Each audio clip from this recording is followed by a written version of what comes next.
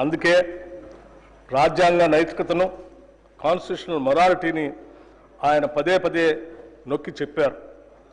రాజ్యాంగ నిర్మాత సూచించిన ఆ నైతిక విలువలనే సరిగ్గా పాటిస్తూ మా ప్రజాపాలన సాగిస్తున్నాం.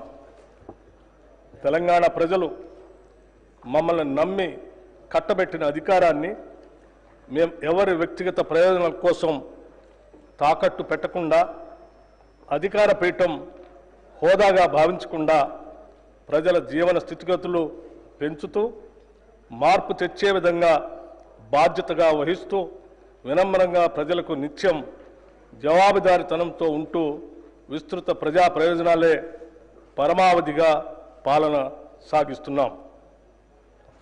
దశాబ్ద కాలం పాలనా వ్యవస్థల విధ్వంసం, ఆర్థిక అరాచకత్వంతో కూడిన పాలనతో ఛిద్రమైన తెలంగాణ పాలనా ఆర్థిక వ్యవస్థల్ని గాడిలో పెడుతూ తెలంగాణ తాత్కాలిక దీర్ఘకాలిక ప్రయోజనాలు, లక్ష్యాలను దృష్టిలో ఉంచుకొని మా ప్రభుత్వం నిరంతరం పనిచేస్తుంది.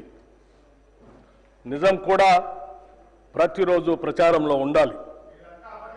లేదంటే అబద్ధం నిజంగా మారి రాష్ట్రాన్ని, దేశాన్నే కాదు ప్రపంచాన్ని కూడా నాశనం చేస్తుంది. ప్రభుత్వం చేసే ప్రతి చర్యలో శంకిస్తూ నిరాధారమైన విమర్శలు చేయడమే కొందరు పనిగా పెట్టుకున్నారు. సోషల్ మీడియాలో, సొంత పత్రికల్లో అబద్ధపు వార్తలతో ప్రజలను మోసం చేస్తున్నారు.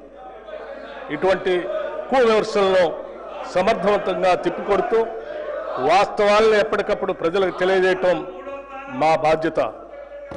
నిజం ప్రజలకు చెప్పకపోతే స్వార్థపరులు ప్రచారం చేసే అబద్ధాలే నిజాలుగా భ్రమించే ప్రమాదం ఉంది. అందుకే ఎప్పటికప్పుడు సత్యాలను ప్రజల ముందు ఉంచుతూ ముందుకు సాగుతున్నాం.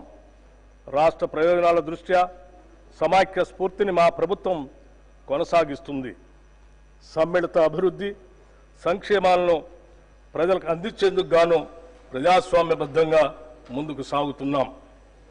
అభివృద్ధి, సంక్షేమం, సుపరిపాలన అనే 3 అంశాలతో తెలంగాణ నమూనా నేడు దేశం మొత్తానికే ఆదర్శంగా నిలిచే విధంగా కృషి చేస్తున్నాము. అధికారంలోకి వచ్చిన తొలి ఏడాదిలోనే గత పాలకులు సృష్టించిన సవాళ్లన్నింటినీ ఎదుర్కొని మా ప్రభుత్వం పరిపాలనా సత్తాను చాటుకుంది. అయితే అదే సమయంలో